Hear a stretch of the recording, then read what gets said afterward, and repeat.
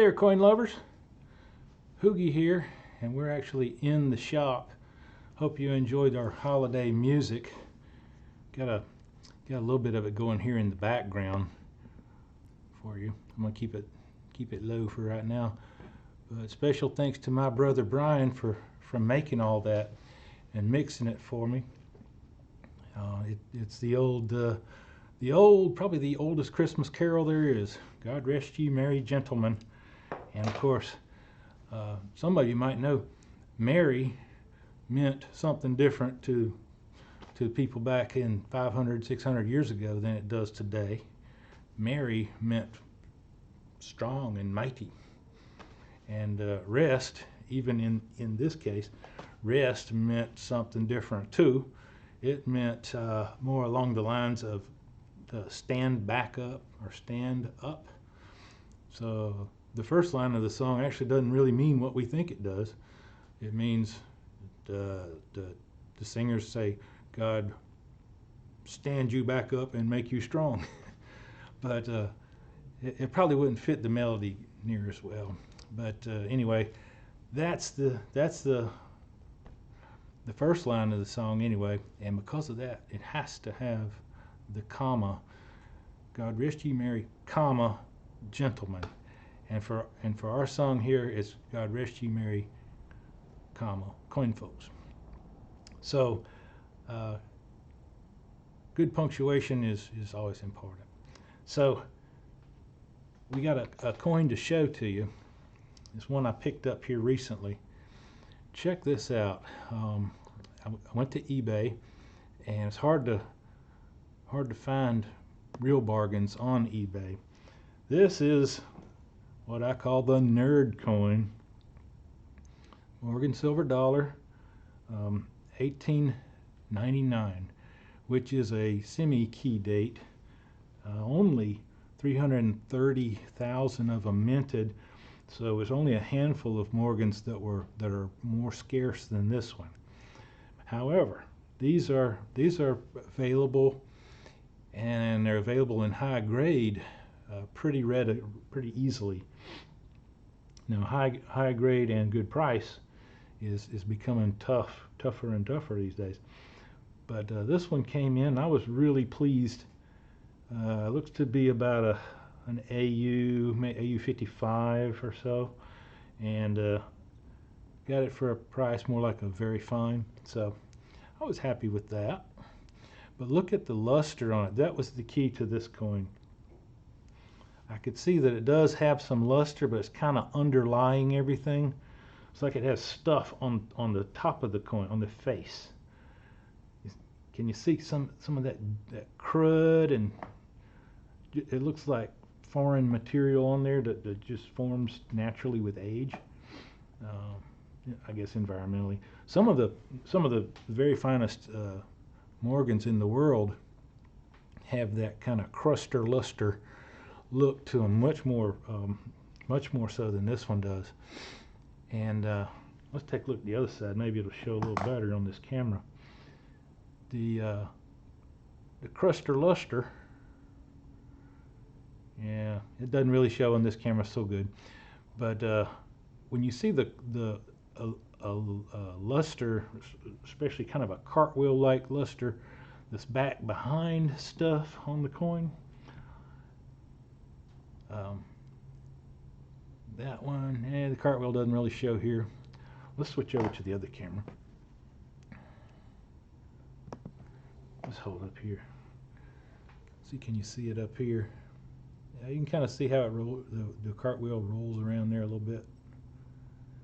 I got a bright light on over there. But when you see the cruster luster, you can usually rest assured. Here's our word rest again. Rest assured that it hasn't been tampered with on the surfaces. That is, dipping, any other kind of cleaning. And anyway, I bought this coin from the one vendor. He's a very good vendor from out of Washington State, and I wasn't real thrilled about the way it was packaged, to tell you the truth. So I bought another coin from him. It was a $50, a Franklin $50 with the Bugs Bunny variety. and the coin never made it here.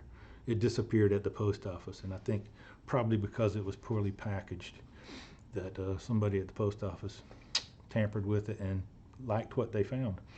So it never got to the hobby shop here, and that's a darn shame, because we could look at that one too. Now, we talked about cleaning of coins. Let me I have a story I came across in this book. This is Q. David Bowers. No, it's not the Red Book. It has the Red Book label. It's Morgan, a guidebook of Morgan and silver dollars. Q. David Bowers, very prolific numismatic writer, and here on page 91 tells a story that came out in the Numismatist magazine in August of 1921. It says, J. Sanford Saltus, an international figure in the numismatic world, died suddenly at the Hotel Metropole in London on June 24. His body was discovered lying on the floor, fully dressed, by one of the hotel maids. A verdict of death by misadventure was rendered by the coroner's jury.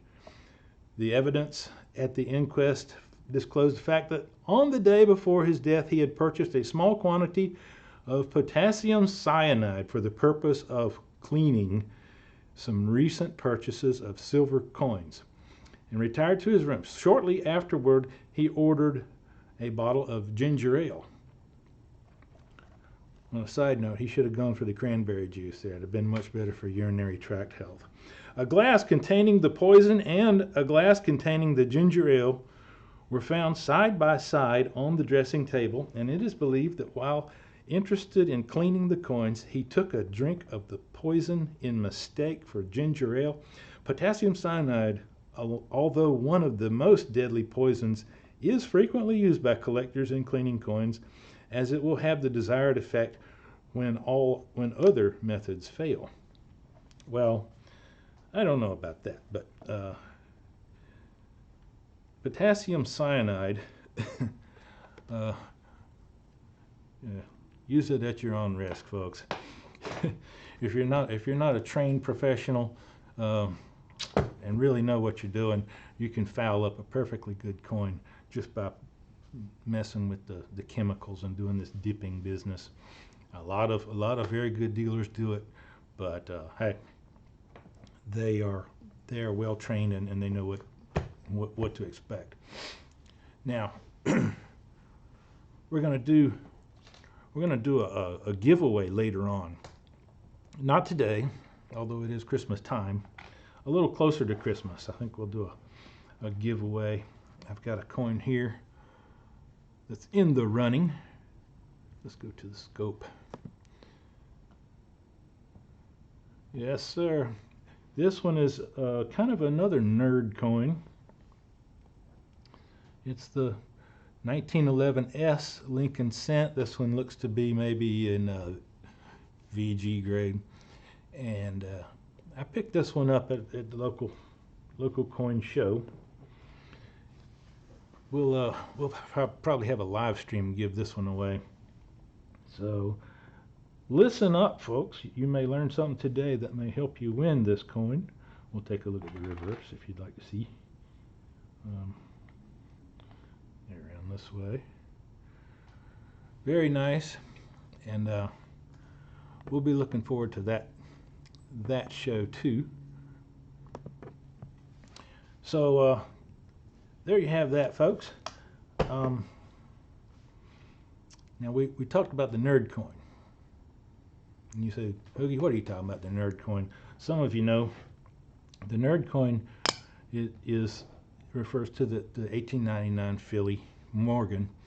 Just because I call it that because it's a great coin. Not many people pay much attention to it. At a low mintage, it should be drawing, very high premium prices, kind of like some of the Carson City coins do, the 89, the 85 Carson City. But it doesn't do that, just because it doesn't have the allure and the appeal that Carson City does. The 99 Philly actually has, it used to be, before the 1950s, it was almost impossible to find the thing, apparently. I have a word here from another very good Morgan book. This one is Wayne Miller. No, not Muller. Muller is the other thing. Miller, the Morgan and Peace Dollar textbook. This is a classic resource for Morgan dollar collectors. And the thing I find about Miller is that he doesn't mind doing opinionated stuff. So, and here's one of them. It is the opinion of most silver dollar specialists, not necessarily, that the stated mintage of the 1899 P dollar is in error. According to the most plausible explanation, many working dies which had been punched with the 1899 date were still unused at the end of that year. Changing the date on the working dies to 1900 would have taken considerable time. Therefore, the Philadelphia Mint simply continued to strike dollars with the 1899 logo well into 1900. Now that's Miller's take on it. There are others who would disagree. Notably, Miles Standish in his book. This is also a good book. It's a little small one. Similar. It's done in a similar way to the Miller, where they do a little roundup of each year and do a write-up on it. Here's the 99 There's the 99 Philly. He's got a chart there. This is 99 Philly, and here we are. Miles Standish says straight out, some tried to discredit this practice, that is selling that year the nerd coin at inflated prices. Some tried to discredit this practice by questioning the issue's mintage total, just like Wayne Miller over there, implying that perhaps millions of the nerd coin were made. With the number of uncirculated pieces that flooded the market, it might have seemed that way, but it was not true. The Philadelphia Mint struggled all year to keep up with its primary mission to supply the nation with coinage. Morgan dollar production was ancillary to that goal, which is obvious when you consider how few went into streams of commerce. And I believe he's right. I believe that probably 2/3 of them didn't go into the streams of commerce. They went into vaults somewhere and stayed there until the 1950s, when they were distributed by the Treasury. So that's the nerd coin.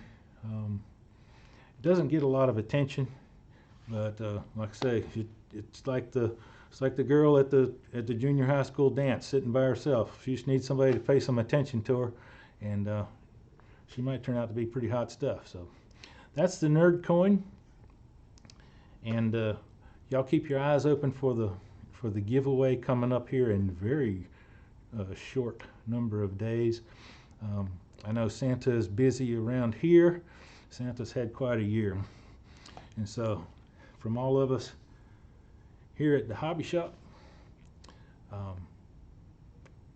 Merry Christmas, everybody, and we hope your Christmas is filled with comfort, joy, and excellent punctuation. I'm Hoogie. This has been the Hobby Shop.